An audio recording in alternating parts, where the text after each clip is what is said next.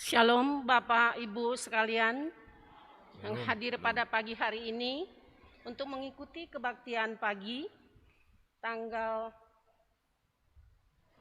18 Juli 2021. Kita mengikuti kebaktian pagi hari ini. Mari para saudara-saudari sekalian, kita mengikuti protokol kesehatan, senantiasa memakai masker. Meskipun telah di dalam, kita jangan melepaskan maskernya. Untuk menyambut prosesi, mari jemaat kami undang untuk berdiri.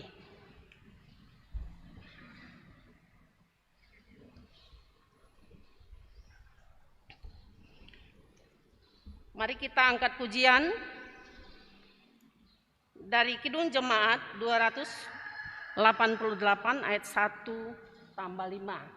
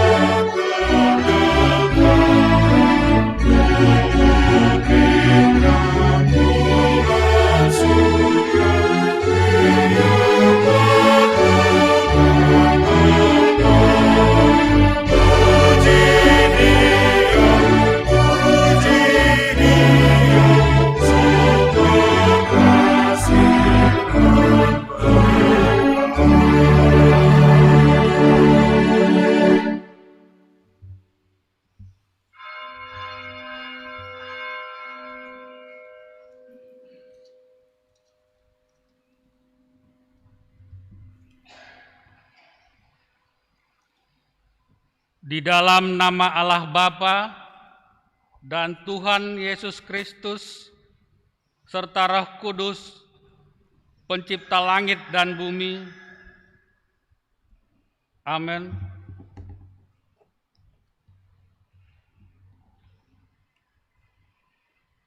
Aku mengasihi engkau dengan kasih yang kekal. Sebab itu aku melanjutkan kasih setiaku kepadamu. Haleluya, haleluya, haleluya.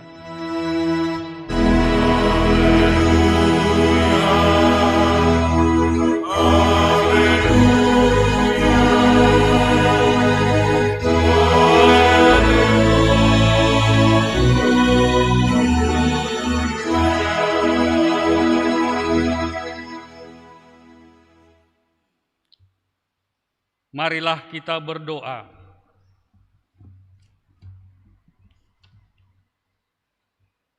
Ya Allah Bapa, Tuhan Yesus Kristus dan Roh Kudus, terima kasih kami persembahkan kehadirat-Mu karena kasih setiamu yang telah menjadikan kami manusia yang fana dan yang terbatas menjadi ciptaan baru, hidup di dalam kerajaan-Mu yang tidak berawal dan berakhir.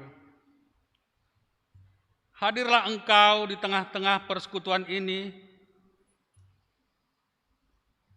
untuk menumbuhkan iman dan pengharapan.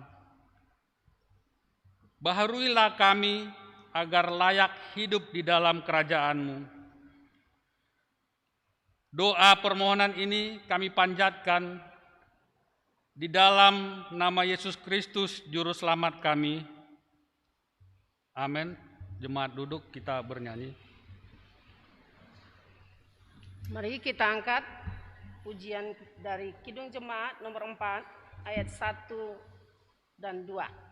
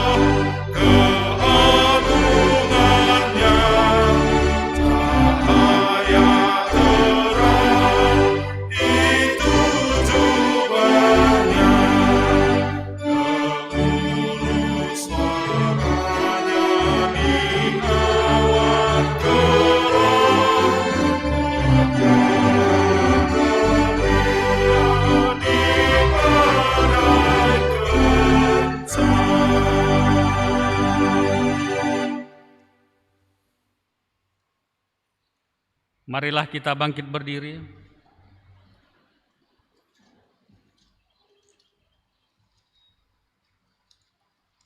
Kita berdoa untuk mengaku dan memohon keampunan dosa kita.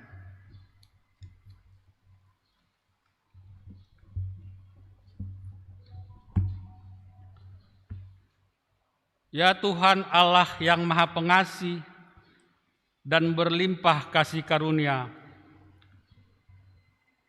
Engkau menghendaki kami agar mengasihi sesama seperti diri sendiri. Namun kami sering dengan sengaja menabur benih perselisihan. Hati kami dipenuhi iri, dengki, dan dendam. Dalam kehidupan berjemaat, kami juga sering lalai melakukan tanggung jawab untuk mendoakan serta menasehati sesama. Kami sering mengabaikan kehendak-Mu demi memenuhi kehendak serta keinginan kami sendiri. Kehadapan-Mu ya Bapa, kami bersujud memohon keampunan dosa. Kasihanilah kami, ampunilah segala dosa kami, di dalam Yesus Kristus Tuhan dan Juru Selamat kami. Amin. Dengarkanlah firman Allah, janji tentang keampunan dosa.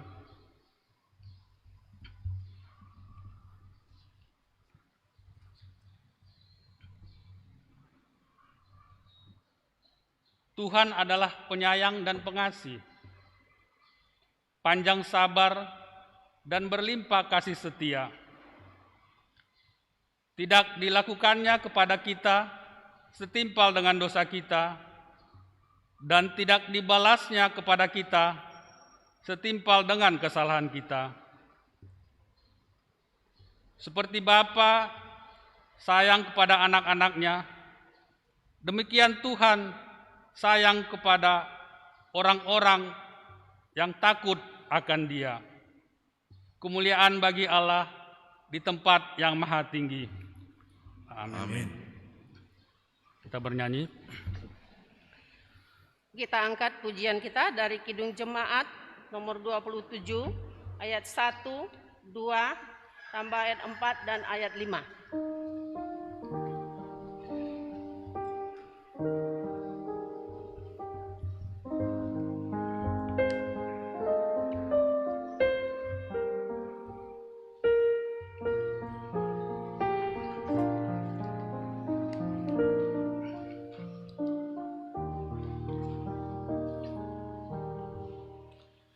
Meski tak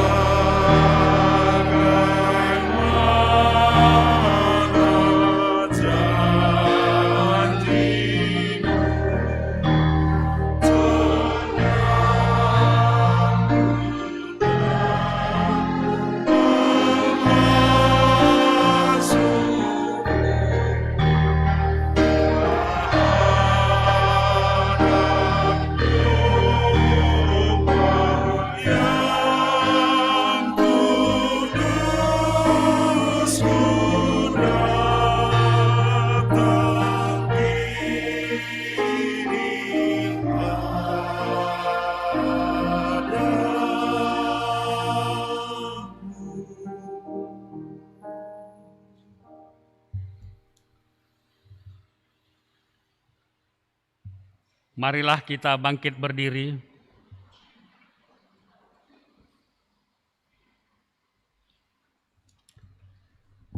Kita mengikrarkan pengakuan iman kita bersama-sama dengan orang percaya di segala tempat di sepanjang zaman dan masa. Aku percaya kepada Allah Bapa, Khalik langit dan bumi, dan kepada Yesus Kristus, Anak-Nya yang tunggal, Tuhan kita, yang dikandung daripada Roh Kudus, lahir dari anak darah Maria, yang menderita di bawah pemerintahan Pontius Pilatus, disalibkan, mati dan dikuburkan, turun ke dalam kerajaan maut, pada hari yang ketiga, bangkit pula dari antara orang mati, naik ke surga, duduk di sebelah kanan Allah, Bapa yang Maha Kuasa, dan akan datang dari sana untuk menghakimi orang yang hidup dan yang mati. Aku percaya kepada Roh Kudus, Gereja Kudus dan persekutuan orang kudus, pengampunan dosa, kebangkitan daging, dan hidup yang kekal. Amin. Kita bernyanyi.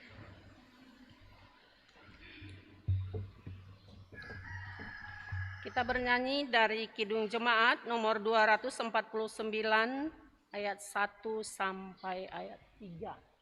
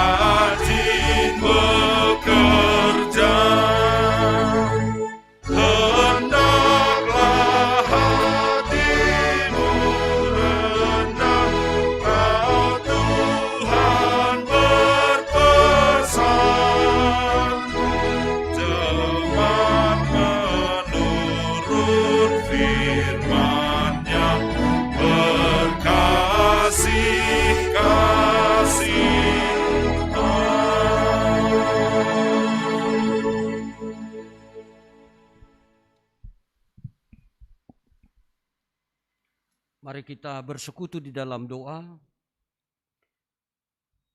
Damai sejahtera Allah yang melampaui segala akal dan pikiran, kiranya memelihara dan menguasai hati saudara sekalian dalam Kristus Yesus Tuhan kita. Amin. Shalom bagi kita semua. Bapak, Ibu, Saudara yang terkasih dalam Tuhan Yesus Kristus. Mari kita menerima firman Tuhan. Pemberitaan firman Tuhan bagi kita pada pagi ini kita baca dari Efesus pasal yang kedua ayat 11 sampai dengan ayat 22. Seperti biasa kita baca secara responsoria. Mari kita buka Alkitab kita dari Efesus pasal yang kedua ayat 11 sampai dengan ayat ke-22. Saya mulai dari ayat yang ke-11.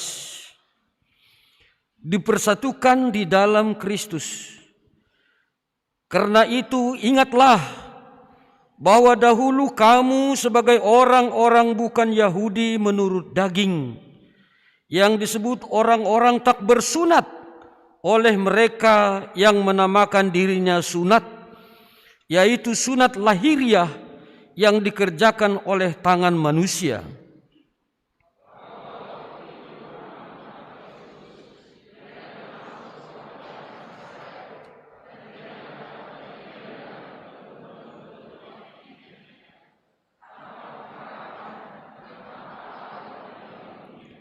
Tetapi sekarang di dalam Kristus Yesus, kamu yang dahulu jauh sudah menjadi dekat oleh darah Kristus.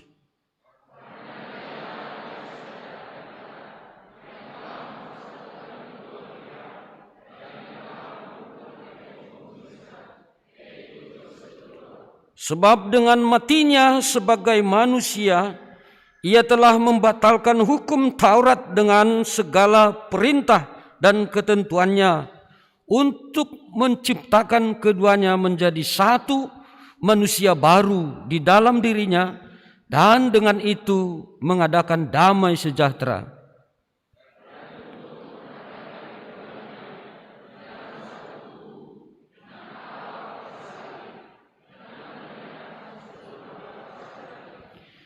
Ia datang dan memberitakan damai sejahtera kepada kamu yang jauh dan damai sejahtera kepada mereka yang dekat.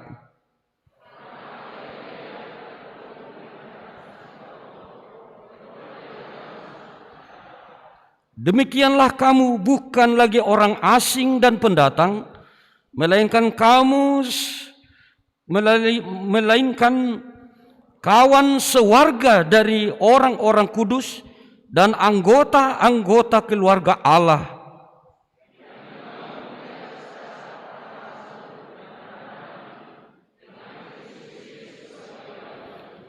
Di dalam Dia tumbuh seluruh bangunan rapi tersusun menjadi bait Allah yang kudus di dalam Tuhan.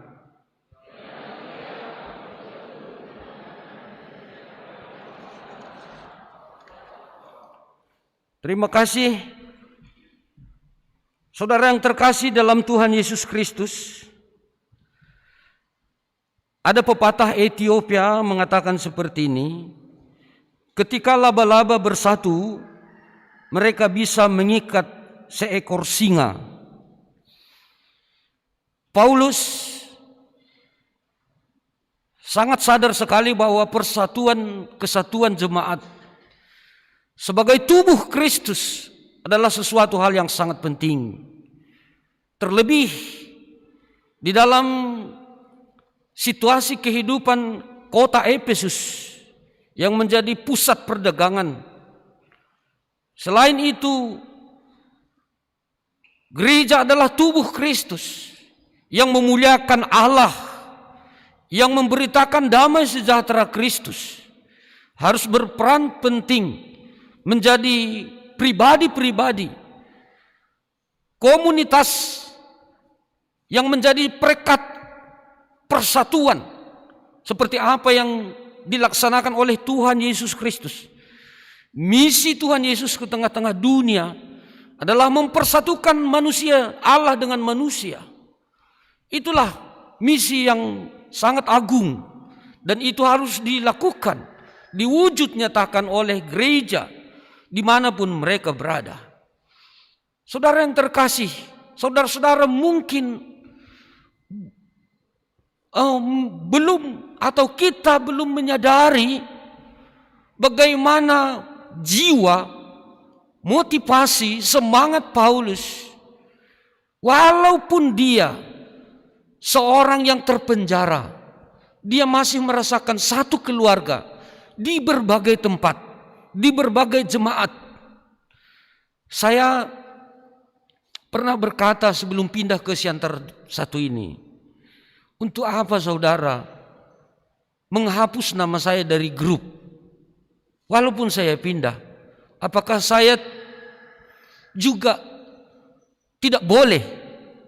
Bukan masalah berhak, tidak boleh mendengar berita tentang grup sektor, misalnya Patua Nanggi, ya, sektor Bea Cukai, atau yang lain. Bapak kan sudah pindah. Saya rasa itu tidak menguntungkan walaupun tidak rugi. Tapi di saat saya tahu pergumulan seperti Paulus, tahu pergumulan dari Efesus, itu juga menjadi suatu keuntungan saya berdua untuk mereka. Paulus membuat surat kepada orang-orang yang kudus di Efesus, orang-orang Kristen di Efesus, walaupun dia terpenjara. Ini adalah suatu ikatan spiritual yang tidak bisa dipisah. Oleh karena itu, Bapak Ibu Saudara yang terkasih, pemberitaan firman Tuhan bagi kita pada saat ini yang dimulai dari ayat 11, Paulus katakan, karena itu ingatlah bahwa dahulu kamu sebagai orang-orang bukan Yahudi menurut daging, yang disebut orang-orang yang tak bersunat oleh mereka yang menamakan bersunat. Ada sesuatu yang disampaikan Paulus di tengah-tengah persekutuan yang berbeda latar belakang. Mereka yang bukan Yahudi, non-Yahudi, bukanlah warga Israel. Mereka yang disebut orang yang jauh, karena mereka bukan yang memiliki tanpa Kristus, tanpa pengharapan, tanpa mengenal Allah yang benar. Tapi di sisi lain jemaat itu punya latar belakang, mereka adalah disebut orang yang bersunat, yang punya Taurat, peraturan yang daripada Tuhan, lebih dahulu menerima kitab suci dari Tuhan yang disebut dekat. Walaupun mereka melakukan secara lahiriah, itu sama dengan mereka belum memiliki Kristus. Tapi setelah datang Kristus, maka mereka menjadi satu, menjadi umat baru, menjadi suatu komunitas yang baru, yang percaya kepada Yesus Kristus. Saudara yang terkasih dalam Tuhan Yesus Kristus, apa tujuan dari Paulus menyampaikan kalimat-kalimat yang membawa mereka kepada masa lalu, supaya mereka tahu bahwa mereka, status mereka sekarang berbeda dengan yang lalu. Ya, status mereka sekarang, status orang Kristen sekarang adalah status yang telah diikat di dalam kasih Kristus. Kalau saudara-saudara kita semua diikat oleh Kristus, maka kita adalah saudara. Amin. Itu yang penting. Ada sesuatu yang sangat penting di dalam firman ini. Walaupun saudara berbeda kulitnya, berbeda rambutnya, itu satu di dalam Tuhan Yesus. Yang keriting rambutnya, yang lurus rambutnya, atau sama sekali tidak punya rambut, itu dikasihi Tuhan Yesus. Tujuannya itu. Dan yang berikut saudara yang terkasih, sekarang kita di dalam Kristus Yesus adalah yang jauh dan yang dekat menjadi suatu kesatuan. Ya, sama seperti kita sering minum teh manis di sana. yang kelihatan hanya rasanya. Gulanya sudah berubah, airnya yang bening sudah berubah, dan rasanya manis. Itulah kehidupan persekutuan orang Kristen. Persekutuan orang Kristen itu larut di dalam suatu perbedaan menjadi suatu yang manis, yang dapat dirasakan oleh orang lain. Dengan kesatuan dan persekutuan gereja di tengah-tengah dunia ini menjadi suatu kesaksian agar orang-orang lain percaya kepada Yesus Kristus adalah Tuhan dan Juru Selamat. Dan itulah misi dari persekutuan. Ada persekutuan koinonia ya. Jadi misi dari koinonia dari gereja itu bukan sekedar berkumpul Bapak Ibu. Bukan sekedar kita membuat suatu ibadah berkumpul-kumpul di gereja ini, duduk jaga jarak, berdiri, berdoa, duduk kembali dan pulang dengan damai sejahtera. Tapi ini adalah suatu lambang simbol kebersamaan kita dengan Allah, hubungan pribadi kita dengan Allah yang telah dipersatukan oleh Kristus menjadi persekutuan yang tidak dipisahkan oleh siapapun, perbedaan apapun. Dan perbedaan itu bukan lagi menjadi suatu halangan, bukan menjadi suatu konflik, tapi menjadi sesuatu kekuatan. Ya, kita setiap ibadah pasti bernyanyi. Setiap not 8 bersaudara itu, 8-nya, 7 ya. Do, re, mi, fa, sol, la, si. Itu kan 7 bersaudara. Punya fungsi masing-masing. Tapi kalau kita dipadu, kalau kita buat suatu ya harmonisasi yang do bisa akur dengan si, jauh kali kan. Siapa yang paling tua ini? Do atau si? Saya nggak tahu. Terserah sama Bang Roy lah, ahli musik. Tapi siapapun yang paling tua di dalam keluarga, dia bisa menjadi yang paling kecil di tengah-tengah keluarga besar. Orang yang paling kecil seperti siapa itu? Yakub, paling kecil, dia menjadi orang yang paling besar dan menjadi bapa dari bangsa Israel. Bila Tuhan menghendaki, maka keindahan persaudaraan itu sangat luar biasa. Itu bisa dipadu. Contohnya saja, kita tidak perlu banyak belajar dari pendapat-pendapat orang untuk membuat suatu kesatuan. Kita belajar aja dari notasi yang sering kita buat. Satu untayan aja sudah begitu bagus. Kalau diurut sesuai dengan teratur. Saya dulu belajar dari dokter musik, ahli musik usu itu Darwan Purba ya. Cara menguasai musik, notasi begini katanya.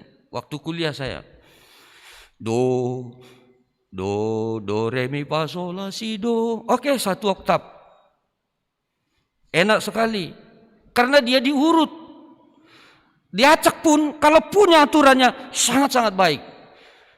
Do, re, mi, fa, sol, la, si, do, si, la, sol, fa, mi, re, do. Yang pertama paling tua itu do ya. Karena dia duluan lahir. Ya, duluan lahir do. Paling kecil nomor 7. Ternyata dia duluan. Kalau lebih bagus lagi, yang paling kecil pun tidak apa-apa masalah. Ayaw di siya kangen, ayaw di si kahanan ni John, ayaw di si tangyokon. Itu sering terjadi. Dan itu menjadi suatu penghambat. Superioritas di dalam penginjilan di Tanah Batak itu penghambat misi Bapak Ibu. Yang menganggap budaya-budaya di Tanah Batak itu semuanya kafir, itu adalah sesuatu hal yang salah. Dan itu disadari oleh misionaris. Coba tapi dimulai dari yang paling kecil, yang paling tua kecil, 7 paling kecil.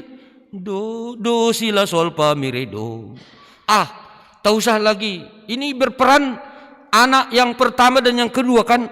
Sekarang boleh anak yang pertama dan yang kedua, pertama dan yang ketiga boleh. Do re do mi do fa do la do si do si do la do sol do. Nah itu seperti itu. Kita belajar aja nanti di kamar kita masing-masing bagaimana keharmonisan kehidupan Kristen dapat dibentuk dengan kuat dan indah jikalau roh Allah itu ada menguasai hati dan pikiran kita. Amin. Mari kita baca dari Efesus 4 ayat 3. Kita baca bersama-sama 1, 2, ya. Dan berusahalah memelihara kesatuan roh oleh ikatan damai sejahtera. Itu artinya Bapak Ibu, persekutuan itu tidak jatuh dari langit. Yesus saja disalibkan demi memperkuat persekutuan kita dengan Allah yang telah dipisah oleh dosa. Artinya Bapak Ibu Saudara yang terkasih, kita dipanggil untuk berusaha. Bagaimana keluarga, bagaimana gereja semakin solid, semakin kuat seperti laba-laba tadi. Mari kita berusaha di dalam kuasa Tuhan. Biarlah Yesus yang menjadi sahabat kita untuk mewujud nyatakan kehidupan persekutuan di tengah-tengah jemaat. Persatuan adalah kekuatan dan perpecahan adalah kelemahan di dalam kehidupan kita. Siapa yang menjadi pemersatu?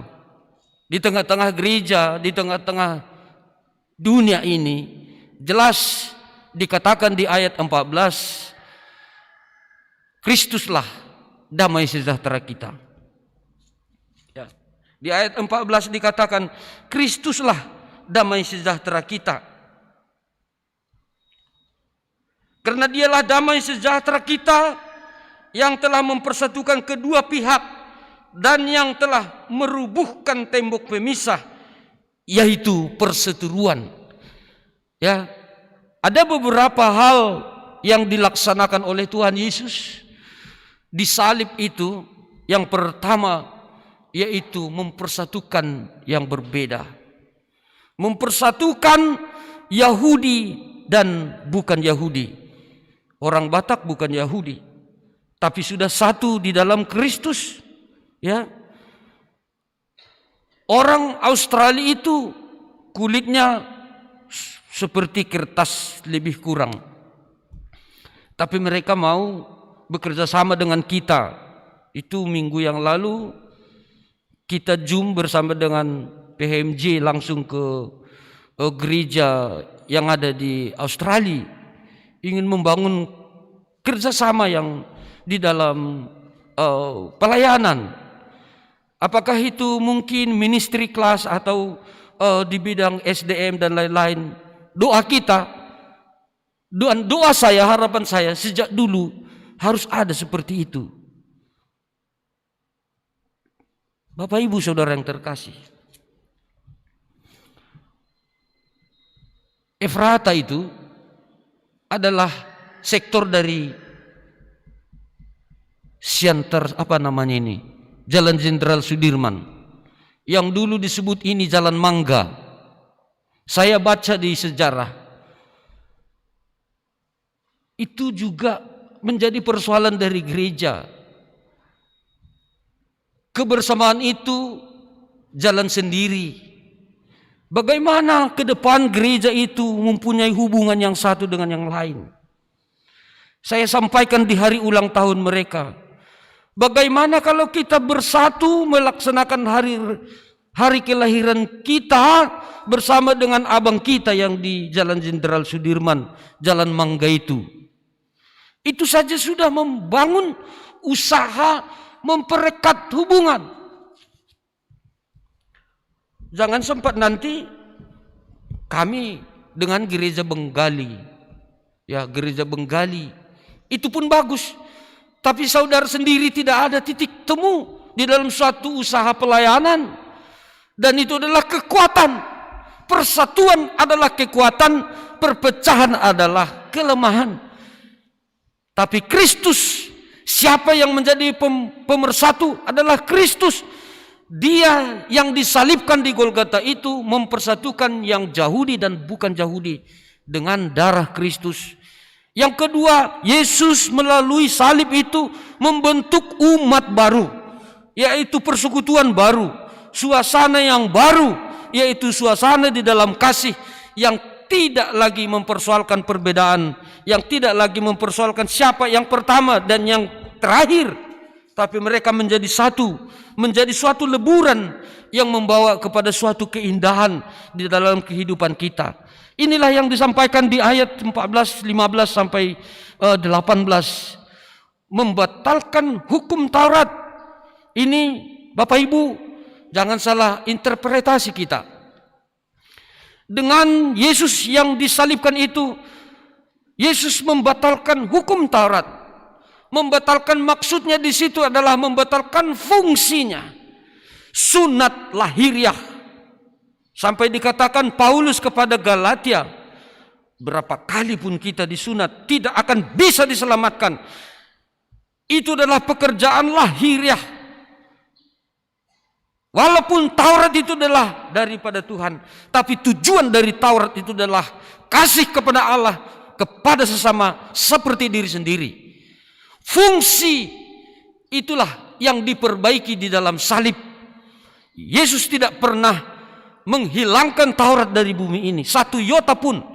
Tapi yang dikatakan di sini, di dalam interpretasi membatalkan hukum Taurat, supaya orang-orang Yahudi yang mengandalkan mereka adalah yang paling tua, yang paling dekat, yang punya Taurat, yang menganggap mereka superioritas, tapi di dalam Kristus kita sudah satu.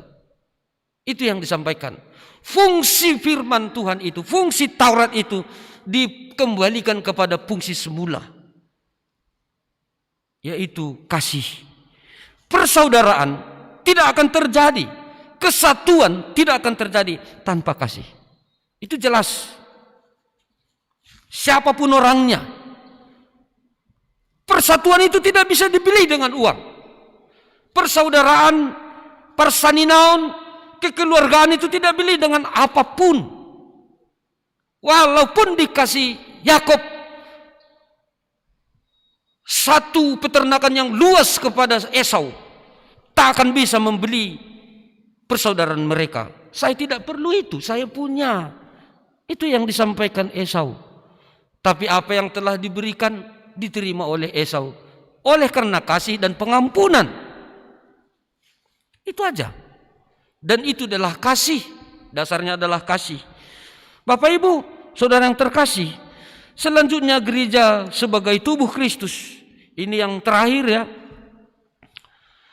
Gereja persekutuan orang-orang yang kudus di Efesus itu diibaratkan sebagai rumah bait Allah. Artinya gereja sebagai tubuh Kristus seumpama bangunan, ya, seumpama bangunan yang dibangun berdasarkan aturan Kristus. Kristus menjadi batu penjuru. Ya, ahli bangunan pasti tahu fungsinya batu penjuru. Artinya kehidupan gereja itu harus seturut dengan kehendak Yesus yang membuat gereja itu ada. Bukan kehendak pendeta atau pensintua atau samas, tapi kehendak Yesus Kristus. Di dalam keluarga kerajaan Allah, di dalam keluarga Kristen adalah bangunan bait Allah. Kita adalah bangunan bait Allah yang seturut dengan kasih Kristus. Mari kita membangun persekutuan itu dengan kasih Kristus. Mari kita membangun persekutuan di dalam rumah tangga kita dengan kasih Kristus. Tidak ada yang lain. Tidak ada yang lain. Saudara yang terkasih, menjadi perenungan bagi kita Jemaat bukan lagi terikat pada suatu bangsa atau suatu negeri, suatu suku atau sesuatu komunitas yang berbeda. Kita adalah saudara, bersatu. Apakah orang Asia, Afrika, Eropa? Di dalam Kristus kita telah diperbaharui menjadi suatu umat, menjadi suatu keluarga di dalam Tuhan Yesus Kristus. Artinya, apa yang perlu kita capai melalui firman Tuhan ini? Yang pertama, mari kita memperkecil perbedaan di dalam persekutuan kita. Dalam arti perbedaan itu menjadi sesuatu menguatkan persekutuan. Perbedaan pasti berbeda, pasti berbeda. Cara berpikir di dalam rumah tangga itu pasti berbeda. Orang kembar saja kok berbeda. Ya kan? Yakub dan Esau itu kan kembar. Yang kembar saja punya perbedaan. Apalagi kita yang bukan kembar. Itu artinya kita dipanggil melalui renungan ini. Mari kita buat perbedaan itu menjadi suatu memperkuat persekutuan kita. Kita boleh berbeda kelas ekonomi, pendidikan, kita boleh berbeda di dalam latar belakang, apapun itu. Tapi itu tidak menjadi suatu hal yang penting. Yang paling penting apabila saya memiliki kepedulian kepada saudara, saya mendoakan saudara, saya akan memberikan pesan kepada saudara seperti Paulus memberikan pesan-pesan rohani ini kepada Efesus, kepada Kolose. Itu adalah suatu persekutuan yang tidak bisa dibeli. Sekali lagi, tidak bisa dibeli. Tapi itu adalah berdasarkan ikatan damai sejahtera Kristus. Dan yang kedua, menjadi perenungan bagi kita. Biarlah Kristus menjadi batu penjuru di dalam setiap keluarga Kristen. Apapun yang kita programkan di tengah-tengah jemaat, selalu mendengarkan apa kata Yesus Kristus dalam kehidupan kita. Perpecahan, pertengkaran, konflik bukanlah membuahkan kebaikan, tapi itu membuahkan kesedihan. Itu adalah melebihi C19 Bapak Ibu. C19. Kalau C19 paling kita isolasi rumah sakit, isolasi mandiri, ya kan? Kalau terdampak, itu pun sangat kita rasakan. Dengan lahirnya, munculnya virus corona ini, kita bisa dipisahkan. Saudara kita yang mau dikubur pun hanya melihat dari live streaming. Ibadah harus sebagian warga jemaat mengikuti melalui live streaming. Dan tidak sedikit warga jemaat baik di Efrata maupun di Marihat menangis. Dia rindu ingin ke gerejanya, tapi karena lansia dia tidak bisa Bapak Ibu. Karena dia punya penyakit seperti itu dia tidak bisa. Saudara-saudara kita sekarang sedang banyak diisolasi. Itu dampak dari virus ini. Ada sesuatu virus yang sangat besar melalui tembok pemisah yang dibangun oleh iblis di tengah-tengah keluarga. Kalau pada zaman dulu, ya, zaman perang dunia kedua tahun 1945 dibangun tembok lebih kurang 46 km antara Jerman Barat dengan Jerman Timur. Itu membuat keluarga terpisah, tidak bisa berkomunikasi. Kalau sekarang sudah ada Instagram, dulu tidak ada. Itu membuat yang bersaudara tidak bisa memiliki titik temu. Itu membawa kepedihan, rasa sakit, trauma. Itu baru di dalam tembok fisik. Tembok batu, pasir dan batu. Tapi kalau iblis membuat tembok baru yang tidak kelihatan seperti virus itu membawa suatu perpecahan dan tidak menyenangkan. Oleh karena itu saudara yang terkasih, mari kita berusaha untuk memelihara kesatuan roh, sehingga iblis yang punya rencana yang tidak baik, membentuk tembok pemisah yang tidak kelihatan itu, bisa kita atasi. Mari kita membangun bait Allah, memberitakan damai sejahtera, membawa damai sejahtera dengan kasih dan kedamaian seperti topik kita, persatuan dan kedamaian di dalam Kristus. Bila kita membawa kedamaian, maka saudara disebut anak Allah. Berbahagialah orang yang membawa damai, sebab dia disebut anak Allah. Matius 5 ayat 9 itu ya. Berbahagialah saudara-saudara, kita semua pada pagi ini, dimanapun saudara berada, di ruangan ini maupun di rumah atau di rumah sakit, jikalau Kristus damai sejahtera kita itu kita beritakan di dalam setiap perkataan dan perbuatan kita. Walaupun kita sering dipisah oleh virus corona, kita memiliki kepedulian tersendiri. Kita saling mendoakan, saling mengingatkan satu sama lain. Itu adalah suatu persekutuan di dalam Kristus, sehingga damai sejahtera itu dapat kita rasakan, dapat kita alami di dalam kehidupan kita sehari-hari. Amin, kita berdoa. Ya Tuhan Allah Bapa di dalam Yesus Kristus, Engkaulah damai sejahtera kami, yang mempersatukan perbedaan, yang membuat kehidupan kami menjadi bait Allah, tempat yang disukai oleh Allah, sehingga sungguh-sungguh kehadiran Allah di dalam kehidupan kami memberikan kekuatan baru, sehingga kami mampu membawa damai sejahtera pada sahabat kami yang berbeda latar belakang, apapun perbedaan-perbedaan yang kami miliki. Biarlah itu ya Tuhan memperindah kehidupan persekutuan kami. Pakailah kami umat-Mu menjadi pembawa-pembawa damai, menjadi perekat di dalam persekutuan umat-Mu, persekutuan di tengah-tengah gereja, keluarga, masyarakat dan bangsa kami. Biarlah dengan kehadiran orang-orang percaya di tengah-tengah Republik Indonesia ini, gereja-Mu menjadi perekat yang mempersatukan, yang membawa damai dan kesejukan, sehingga kehadiran Tuhan sangat dirasakan oleh bangsa kami.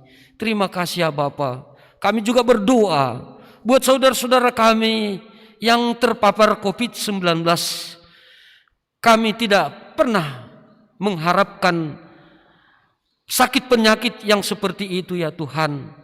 Tapi kesempatan waktu yang kami hadapi, yang saudara-saudara kami alami, yang harus melaksanakan isolasi mandiri, perawatan medis di rumah sakit, maupun sakit penyakit yang jemaat alami. Biarlah Tuhan bersatu, mempersatukan kami di dalam kasih dan damai-Mu, sehingga kami sungguh merasakan kasih-Mu. Berkati segala obat yang dipakai, berikan kekuatan tubuh yang kuat, sehingga apa yang Tuhan berikan kepada mereka membawa sukacita pribadi lepas pribadi. Berkati juga kami yang hadir di ruangan ini, dengan berbagai perbedaan, dengan berbagai profesi dan latar belakang, dan berbagai pergumulan-pergumulan, suka maupun duka. Mari Tuhan persatukan kami, satukan kami di dalam kasih dan damai-Mu. Terima kasih ya Bapa. Dalam nama Yesus kami mengucap syukur dan berdoa. Amin.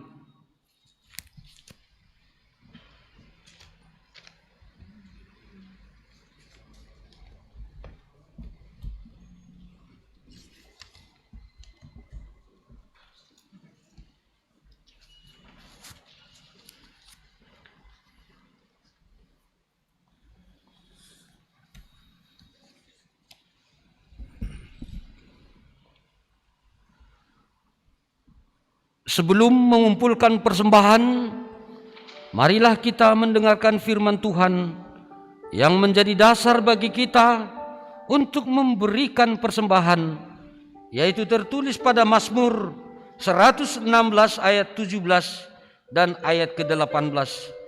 Aku akan mempersembahkan korban syukuran kepadamu dan akan menyerukan nama Tuhan, akan membayar nazarku pada Tuhan di depan seluruh umatnya. Sekarang marilah kita memberikan persembahan kita.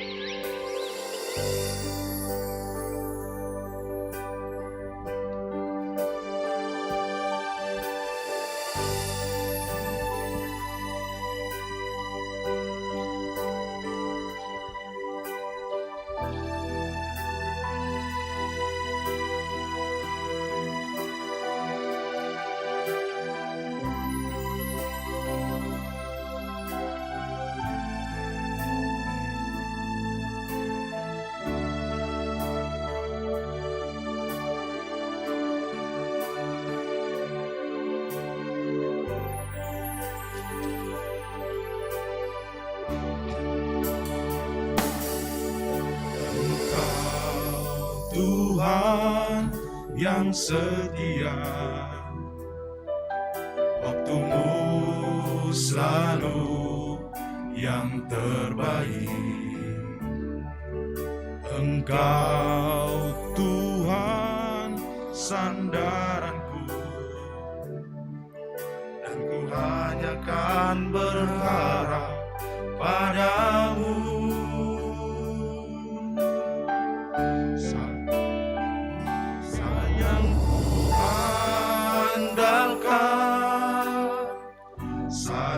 Satu-satunya yang ku percaya, Engkau sumber kekuatan, sumber pengharapan, sumber kedamaian. Satu-satunya yang ku andalkan, satu-satunya yang ku percaya. Engkau Tuhan memberkati, Tuhan penyembuhku, Tuhan pemulihku.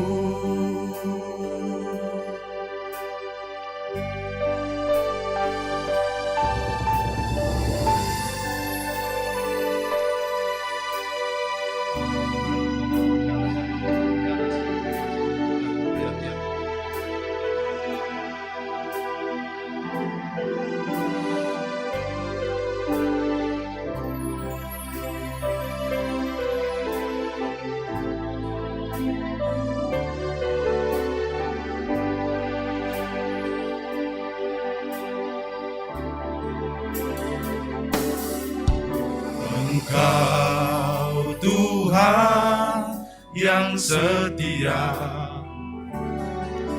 waktumu selalu yang terbaik. Engkau Tuhan sandaranku, dan ku hanya kan berharap padamu. Satu-satunya yang ku andalkan, satu-satunya yang ku percaya. Engkau sumber kekuatan, sumber pengharapan, sumber kedamaian. Satu-satunya yang ku andalkan, satu-satunya yang ku percaya. Engkau Tuhan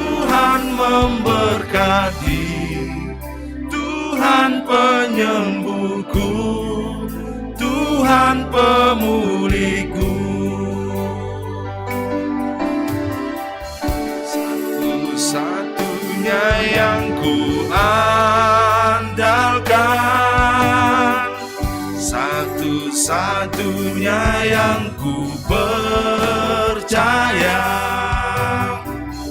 Engkau sumber kekuatan, sumber pengharapan, sumber kedamaian. Satu-satunya yang ku andalkan, satu-satunya yang ku percaya. Jemaat kami undang untuk berdiri. Engkau Tuhan memberkati, Tuhan penyembuhku, Tuhan pemulihku.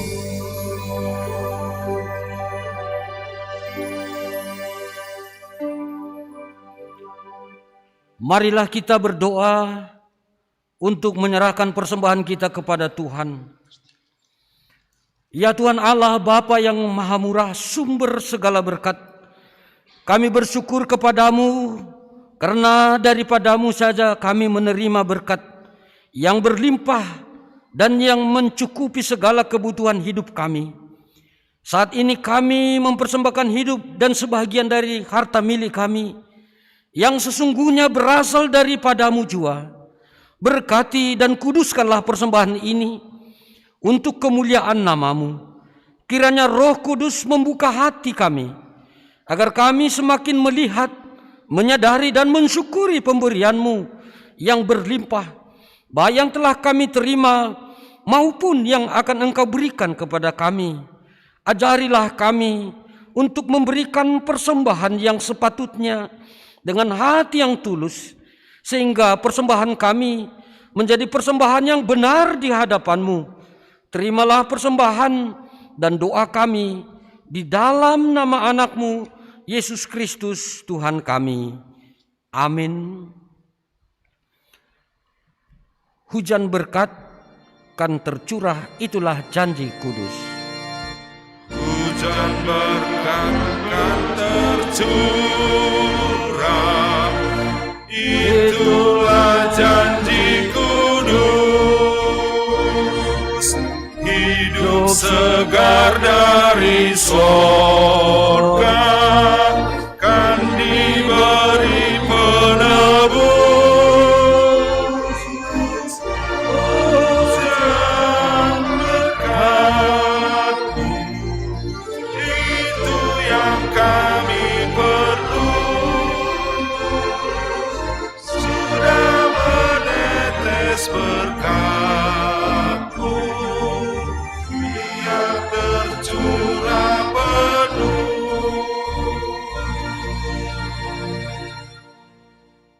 Bapa kami yang di sorga, dikuduskanlah namamu, datanglah kerajaan-Mu, jadilah kehendak-Mu di bumi seperti di sorga. Berikanlah kami pada hari ini makanan kami yang secukupnya, dan ampunilah kami akan kesalahan kami, seperti kami juga mengampuni orang yang bersalah kepada kami. Dan janganlah membawa kami ke dalam pencobaan, tetapi lepaskanlah kami daripada yang jahat. Karena Engkau yang mempunyai kerajaan dan kekuasaan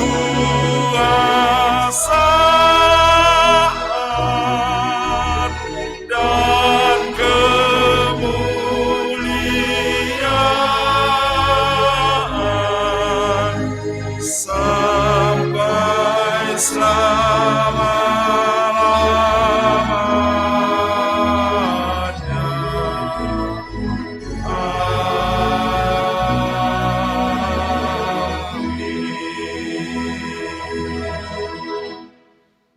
Pergilah dan berdirilah teguh, jangan goyah dan giatlah selalu dalam pekerjaan Tuhan, sebab kamu tahu bahwa dalam persekutuan dengan Tuhan jerih payahmu tidak sia-sia. Pulanglah dengan damai sejahtera, terimalah berkat dari Tuhan Allah kita. Tuhan memberkati engkau dan melindungi engkau. Tuhan menyinari engkau dengan wajah-Nya dan memberi engkau kasih karunia. Tuhan menghadapkan wajahnya kepadamu dan memberi engkau damai sejahtera. Amin.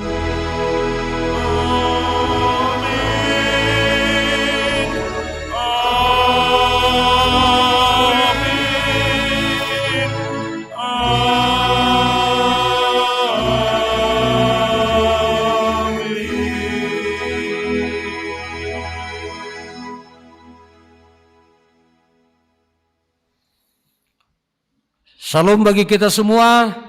Salam damai. Horas. Horas.